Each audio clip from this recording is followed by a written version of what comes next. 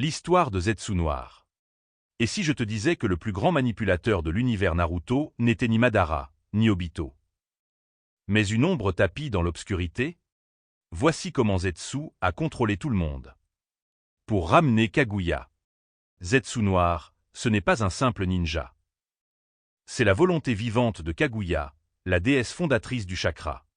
Il a été créé il y a des millénaires, juste après que Kaguya ait été scellé par ses propres fils. Et depuis, il n'a eu qu'un seul objectif, faire revenir sa mère. D'abord, il a modifié la tablette des Uchiwa, un artefact sacré laissé par le sage Rikudo en personne.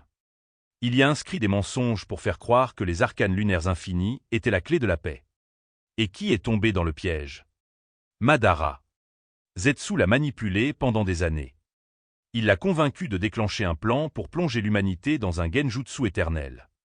Mais ce plan n'avait qu'un but caché, nourrir l'arbre divin avec le chakra humain. Et préparer le retour de Kaguya. Quand Madara est mort, Obito prit le relais. Encore plus instable, encore plus facile à manipuler. Et il l'a poussé à relancer la 4e grande guerre ninja. Chaque mouvement, chaque attaque, chaque trahison. Zetsu était derrière tout ça. Et le coup de grâce? Quand Madara est revenu à la vie. Et qu'il a enfin activé les arcanes lunaires infinis. Zetsu l'a trahi. Il l'a poignardé dans le dos. Et a utilisé son corps comme réceptacle pour ramener Kaguya à la vie. Depuis le début. Tout le monde a été manipulé. Madara, Obito, les villages, les guerres. Zetsu tirait les ficelles dans l'ombre. C'était lui. Le véritable maître du jeu. Et toi, tu pensais que Madara était le boss final.